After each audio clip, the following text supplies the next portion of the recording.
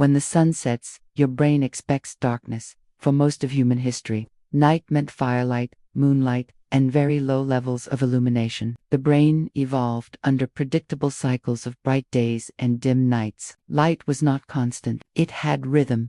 Today, that rhythm has changed. Phones glow inches from our eyes. Tablets shine in dark. Bedrooms, streetlights, filter through windows. Screens stay bright long after sunset.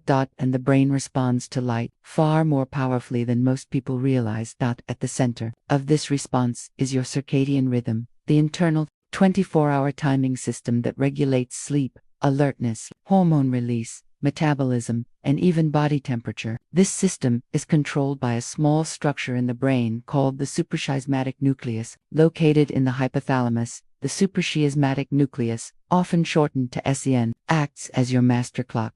It does not measure time using numbers, it measures time using light. Inside your eyes are specialized cells, called intrinsically photosensitive retinal ganglion cells. These cells are particularly sensitive to blue wavelengths of light, the kind of light abundant in daylight and emitted strongly by LED screens. When blue light enters the eye, these cells send signals directly to the SEN, and the SEN interprets that signal as daytime, even if it is midnight.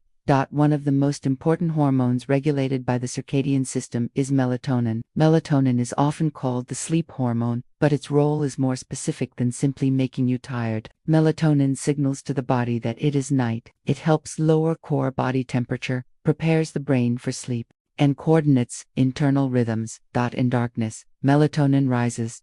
In light, melatonin is suppressed. Blue light is especially effective at suppressing melatonin production, but when you scroll on your phone before bed, the light from the screen enters your eyes and signals the SEN to reduce melatonin release. The brain delays its night signal. Sleep pressure may be building from adenosine accumulation, but the circadian system receives conflicting information. Biologically, the brain believes it is still daytime. This delay can shift your internal clock later. Even small exposures matter. Research has shown that 2 hours of bluish light exposure in the evening can significantly reduce melatonin levels. Even lower intensities, like those from a smartphone in a dark room, can alter circadian timing when exposure is close to bedtime.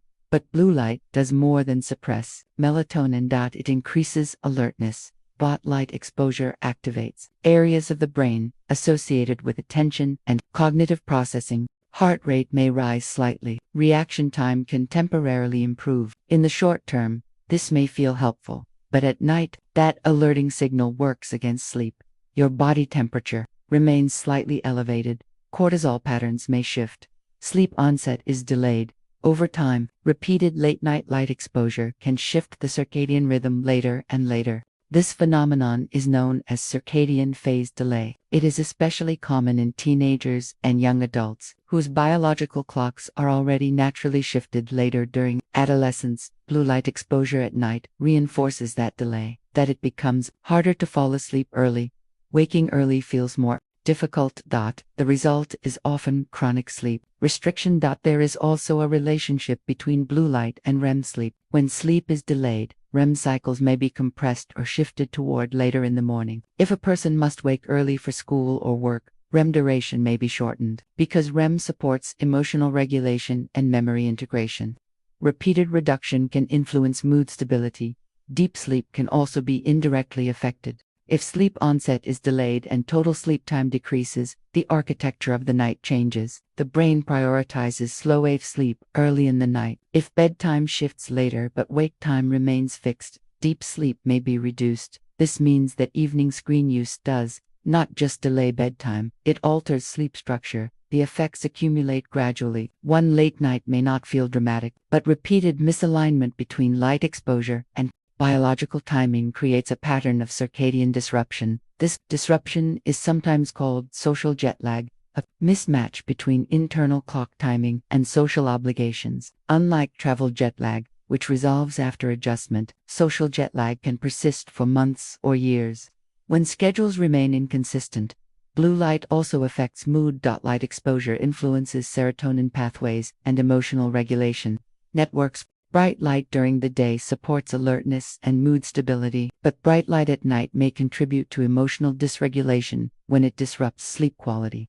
There is also emerging research exploring links between circadian disruption and metabolic health. The timing of light exposure influences insulin sensitivity and appetite regulation. When circadian rhythms are misaligned, hunger hormones can shift. Late night light exposure combined with late eating may compound metabolic stress. It is important to clarify something. Blue light is not harmful in itself. During the day, blue light is essential. It boosts alertness, enhances cognitive performance, and anchors circadian timing. Morning light exposure strengthens rhythm. It tells the brain clearly, this is daytime. The problem is timing. Light at the wrong time confuses the clock. The brain evolved to interpret blue light as sunrise and midday. When that same wavelength appears at 11:30 p.m., the internal system receives mixed signals.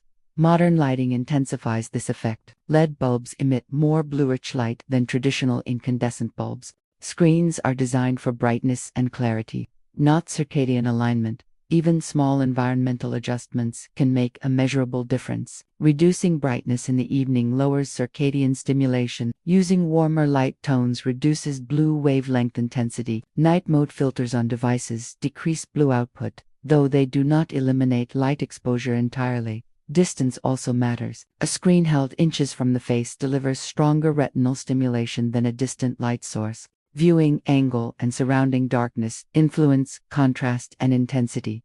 The most powerful intervention, however, remains behavioral. Limiting screen exposure in the hour before sleep allows melatonin to rise naturally. Dimming lights in the evening signals the circadian system that night has begun. Consistent sleep and wake times stabilize rhythm more effectively than occasional adjustments. The brain thrives on predictability. Light in the morning, darkness at night.